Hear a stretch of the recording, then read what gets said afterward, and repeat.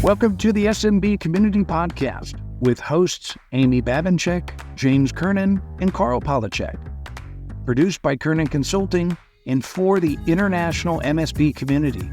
We are dedicated to making every IT professional a successful IT professional. Hey everybody, welcome back to the SMB Community Podcast. It's James Kernan with Kernan Consulting, and I am here with my good friend Amy Babinchek. Hey Amy, good morning. Hey James, good morning to you. Yep.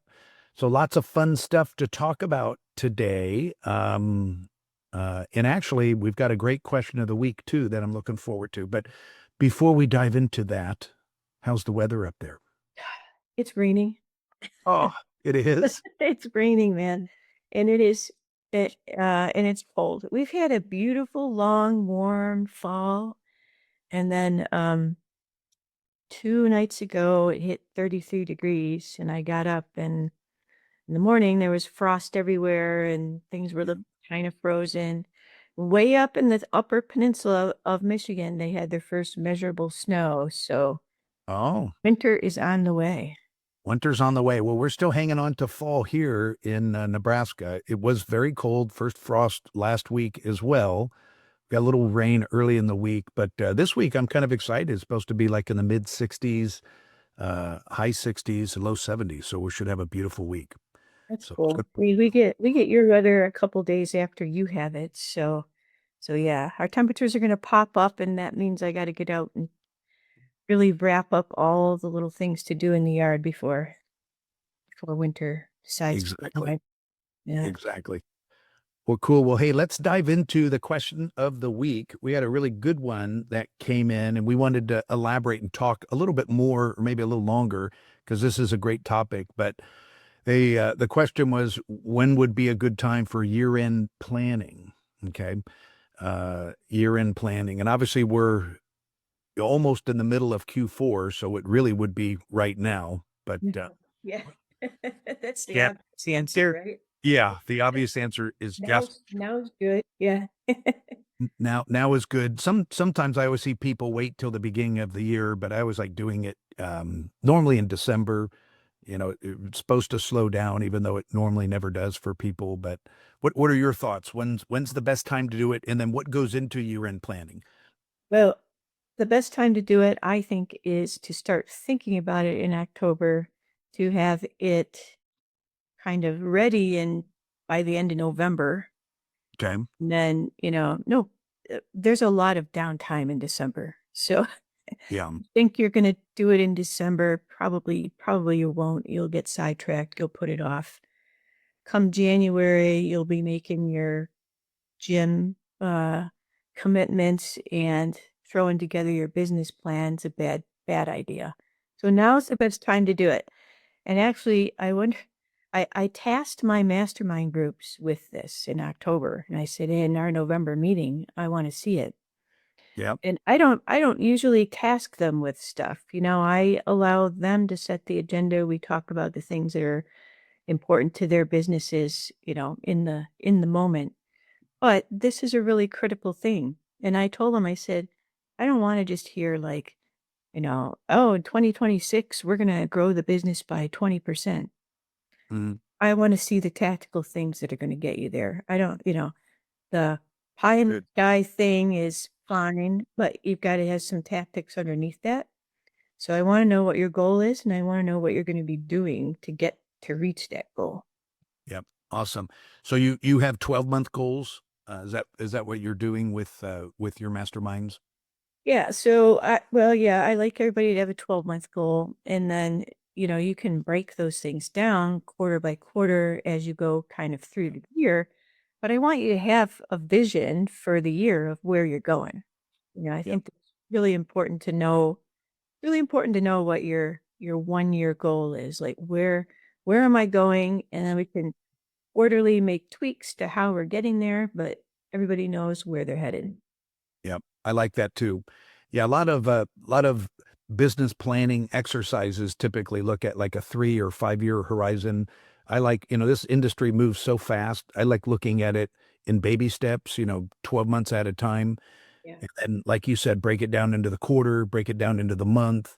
And then we should be looking at our goals, I think, every day or every week for sure, and sharing those with your team.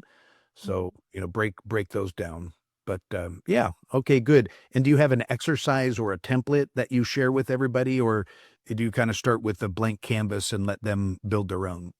We're starting with the blank canvas, right?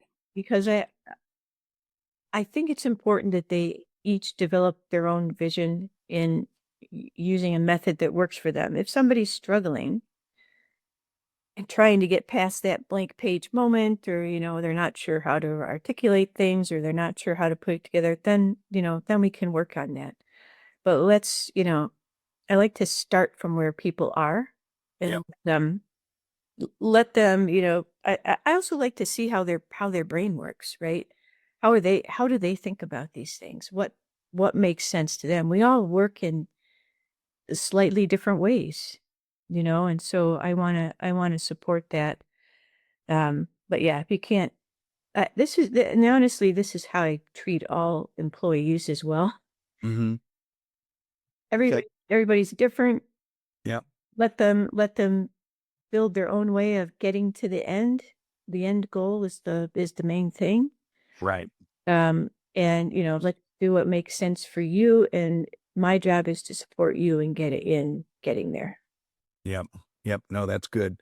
Yeah, I like the blank canvas look. I mean, for me, for my brain, I like starting with something. And I always created a lot of templates with things like this. So I've got I call it the one-page business plan that's Mhm. broken down into four categories: your purpose, your why, your unique selling proposition. I think everybody needs to always fine tune that every year, and then what your actual goals are, and then your tactical objectives, like you said.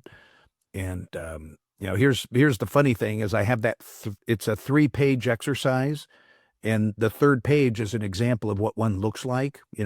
And to figure out how to do a one-page business plan takes me 3 pages to explain. So, so if you're like me and you want a template to do some year-end planning and get next year's plan on a piece of paper, then just email me. I'm happy to share that with anybody. James@kernigconsulting.com. Happy to send that out and help you guys get ready for next year. But I agree with Amy. It's do it now here in Q4. A lot of exciting things happening that you guys should be taking advantage of for sure in 2026. One of the things I told my groups is I actually use the sticky note apps in Windows. Mhm. And I have my goals on a sticky note, and they're just permanently affixed to the desktop. And so every time I open my computer, there they are. Wow. So I know exactly what I said I was going to do. And for me, that's really important, because if I say I'm doing something, then I always do it. Yeah. And, there's no worse lie than lying to yourself. And Right. this keeps you on track. All right, this is the things I said I was going to do. Yeah. Well, good. Good, good, good. All right. Well, hopefully that helped everybody. And if you've got a question of the week that you want to submit or have Amy and I talk about, go ahead and send that over to us either through the website or you can email us anytime. We'd love to hear from you. So, a lot also going on in the news. It seemed like there was a lot of outages here the last couple weeks, and starting with AWS was one of the big ones. What did you see happening there? Yeah, AWS definitely had the headlines in not a good way for most of the week. Yeah. They they were calling it, well, I think the media was sort of calling it two outages, but it seemed to me it was actually just one extended outage. It was uh and you know, it's always DNS, right? So they came out and said, "Oh, it was a bad DNS entry." Um, and then they found their bad DNS entry and they made the corrections. And a lot of people came back online, and it sort of looked like things were resolving. And then they said, "Oh, it's all resolved." And then it got way worse. Yeah. So it sort of went into, a lot of people affected, less people affected, and then way more people affected again. Um, and they continue to blame DNS, and they said, oh, well, the DNS entry snafu cascaded into, and into other clusters and yada yada, and they just continue to blame DNS. I don't know. I've been a skeptic on this. I don't know that I 100% believe that it was just a DNS issue. Seems to me like a DNS issue should be resolved a lot quicker than Yeah. 4 or 5 days that this thing drug out. Yeah. Yeah. So anyway, there's that. They have it resolved now. Um, and things are back to normal. Yeah. And It lasted so long. I thought there were two outages is what I thought was happening. yeah. It kept hitting the news, and you don't really realize it until, I was hearing reports through other MSPs around the country that different services were down. And Mhm. I didn't have any issues in our office, but yeah. And then Azure was down, or just had kind of some slowness or issues as well. So that was happening out there too. Yeah, they had some kind of configuration issue with Azure Front Door, which is kind of like, well, you can think of it sort of like a giant firewall. It's where that all the traffic passes as it gets to the load balancing, and it slowed things down. It wasn't an actual outage. It was more like it just got really overloaded, and things started to slow down drastically. Both of these issues taken together, though, really Hmm. point to the need for businesses to diversify their cloud presence, right? So put Yeah. your because they both support each other. So Mhm. you can diversify your presence so that, if your customers aren't coming through one channel, they're coming through the other channel. It's invisible to all of us customers, but it helps their stability. And anybody who was on the fence of doing that, I hope this was their wake up call, and that's what they'll be doing. Yeah. Yep. No, that's a smart tip for sure. And Apple was in the news again. I saw their 50th anniversary is coming up. And looks like they've got some exciting things planned. I know you're more of an Apple guru than I am, but any, I am not a big Apple guru, but I do love my iPhone and my watch, and um I I don't I'm waiting to see. Apple hasn't really had much on the official announcements. There's been a lot of speculation. Uh, Mhm.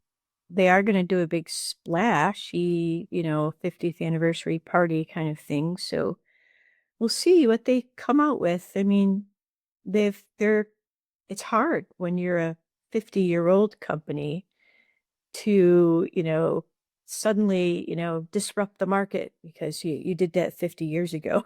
Right? Right, right. So what can you do now other than have a big party that's going to make a big huge splash in the world? Well, we'll see. Yeah, yeah. I had read that there were some innovations coming, but it's all things that we've talked about before, like the foldable iPhone, and then some new smart home devices and things like that. Then a little bit, there was something on the AI powered, Siri voice assistant. So some updates coming out on those. But yeah, I'm more of an Android, PC, Windows person. So I'm could take it or leave it. Yeah. I think that I'll be surprised. They should be talking about AI more. Apple's taken a really conservative approach to AI. Uh, Hmm. I'm glad to see the improvements in Siri. It's been bad for so many years. Yeah. Yeah. It could use a little AI help. So I've noticed. I actually, for the first time, I started to use it. Okay. I ignored it for so many years because it was just terrible. And it's gotten much better. So I think the AI is definitely giving it a boost and should have a pretty bright future. Yep. Yep. And then a lot going on in the world economy and the national economy, but more accelerated layoffs are looming across the board with a lot of our big tech companies. I saw Amazon was going to lay off 14,000 employees. So, and that's just one of many. So I don't know if you saw that news or have any comments of. Yeah, you're right. Meta laid off a bunch of people. Microsoft has laid off a bunch of people, and they're all in the AI divisions. So it's sort of like they overhired, Yeah. and now they're actually right sizing those divisions into their company. I think that's what we're seeing, except maybe for Amazon. Amazon had a couple of announcements recently. There's AWS and there's their AI research, and then there's, of course, this shopping business. Yeah. And, in their shopping business, they were talking about how they probably won't grow in the number of employees ever again, Hmm. and that they're actually planning to double the size of that business and not double the size of the employees at all. In fact, it'll probably shrink in people because their automation scale and AI is just going to improve so much. They won't need as many people to work in the warehouse anymore. Yeah. Yeah. So the good news for all of us is it's a good time to hire. There's a lot of people looking for work. So in most MSPs that I talk to in my extended circles and in events, they're either having a record year. They're all in most everybody's in growth mode, or at least they're staying the same in size. And I haven't really seen a lot of the economic turmoil and like layoffs and things like that or slowdowns really adversely affect MSPs, at least the ones that I'm talking to. So Yeah, I agree. I don't think that we're seeing any kind of general economic issue that mhm. seems to be very, isolated to the world trying to figure out the AI technology. Yeah. What I do see from MSPs though is it's taking them longer to acquire a new client. Mhm. Yep. The sales process is becoming more difficult. And I think that actually has something to do with AI as well. Hmm.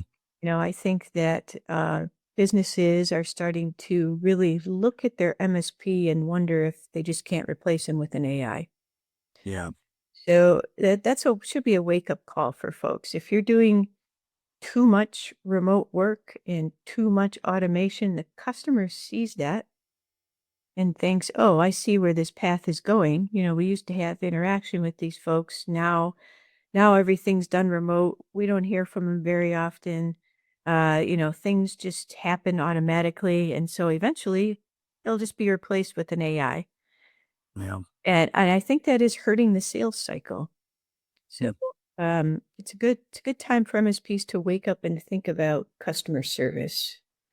Right. Absolutely. Absolutely. That's one area. So I first of all, I agree with it's harder to get net new logos. And it seems like the MSPs that I am talking to that are growing, it seems like they're fighting a little harder than they used to have to win that business and to get it. But there's still business out there. But Yeah, I think it, and my feeling is that it's not because the economy is poor or rough, that it's because of a changing perception of clients to the value of MSP and the uncertainty that AI is bringing into that. yeah. We'll see how that plays out, but that's the real feeling I'm getting. Yeah. And that is, you brought up something, that point right there about most MSPs, and this is something that I am seeing and hearing loud and clear. They're really struggling with their QBRs or their, technology business reviews, the sales visits, whatever you want to call it, with their existing clients. They just most don't have a good cadence in place of adding value in staying in touch with their current customers in a meaningful way. There's all sorts of different ways of doing that, but that's for sure something I think most everybody needs to have in your business plan for 2026 is how are we going to better stay in touch with our current customers? Because you'll get very vulnerable. I mean, most people I do talk to are struggling with that. So it's interesting that you brought that up, Amy. Yeah. Maybe that'll be a new theme for us in the coming year too, to help people figure out how to do that. because you're right, they are having trouble wrapping their business processes around that challenge. Yeah. Yeah. And, we couldn't have an episode go by without talking a little AI, but it looks like some AI browsers are coming. I'm sure you saw that article with OpenAI. There's a bunch of AI browsers out there now. OpenAI has one. I'm using one. I'm now using Comet browser, which is Perplexity's browser. They're all coming out with new browsers, and it's all these AI first browsers, right? So Mm. that means any search you do is going to be done with AI. And then the Comet's got a built-in assistant, and I know OpenAI's got a built-in assistant as well. So you can task it with doing things for you. So huge changes coming down in browsers. Yeah. And these MSPs, if you're not looking into those, learning what they do, learning what their security and privacy issues might be, you need to do that like now because the big push for new browsers is on. Yep. Yep. Absolutely. Awesome. Awesome. Well, so we're coming into November now. We've got, it seems like a flash and then the year's over. But I think that's probably it travel wise for you. You got anything else coming up through the remainder of the year? No, I my to-do list is quite long. Remember that list of things I said I was going to do? Well, I've got some things that still need doing, so I'm focused. I'm focused on those. The class I'm teaching, helping MSPs decide how they're gonna approach the AI solution in their MSP. That wraps up in early December, so yeah, we're just sort of rushing into the end of the year here. Yeah. All right. Awesome. Awesome. Yeah, it's a light workload for me. I've no travels other than we've got a mastermind event coming up, mastermind roadshow for MSPs, first week of December. So looking forward to that. That's in Southern California. And other than that, that's it. I'm kind of excited about that. I'm ready for the holidays. And you know what? I'm going to just say it. We just had Halloween. The day after Halloween, I already got the Christmas tree out. That's I'm excited for the holidays. I know I broke a lot of rules. You're making Thanksgiving people very unhappy. Well, hey, I love Thanksgiving too. I did leave some pumpkins out, but Yeah. Christmas tree is up, and we are hosting and celebrating Thanksgiving here also. Christmas tree is up. Yeah. Oh man, you've gone all out. You're Yeah. crazy. You're crazy. I'll probably get some outdoor decorations out pretty soon too, just because it's easier to do it before it gets too cold. But yeah, indoor decorations I don't think will happen until till Thanksgiving. But I do leave them up until mid-January. So Yeah. and I tend to go on the late side rather than the early side. There was one year when I lived in California, we had a lake house up in the Big Bear Mountains, and we had it was a big 12-foot tree. And one year we left it up all year. And if you think about it, you got all the Hallmark holidays. There's an excuse to put Valentine's Day decorations on the tree, and then just different 4th of July. There's all different fun ways to decorate a tree if you leave it up all year. But I did that one year, but I've got to take it down probably by the end of January. So You can do that if you're not using a live tree, and that is kind of a fun idea for a lake house or yeah. someplace you're visiting rather than living with every day. You know what? I do love a live tree, and I haven't had one in a few years. We've been sort of skipping the tree and doing other decorations, but when I get a tree, I love a live tree. They smell so wonderful in the house, and then um, whenever I get a live tree, I then put it out in the backyard for the rest of the winter, and we put all of our bird feed and stuff in the tree, and I just love seeing them come in and out of the tree and look for things, and it's just fun, just kind of fun. Keeps the fun going. Yeah, that's awesome. That's awesome. All right. Well, hey, thanks for your time this morning. Everybody, I appreciate you all listening in to Amy and I. And until next time, we're going to say sayonara. Thank you for tuning in to the SMB Community Podcast. If you found this interesting or fun, please subscribe, share with your friends, and give us a thumbs up on your favorite social media. We would love to hear from you, so reach out anytime on the website at smbcommunitypodcast.com.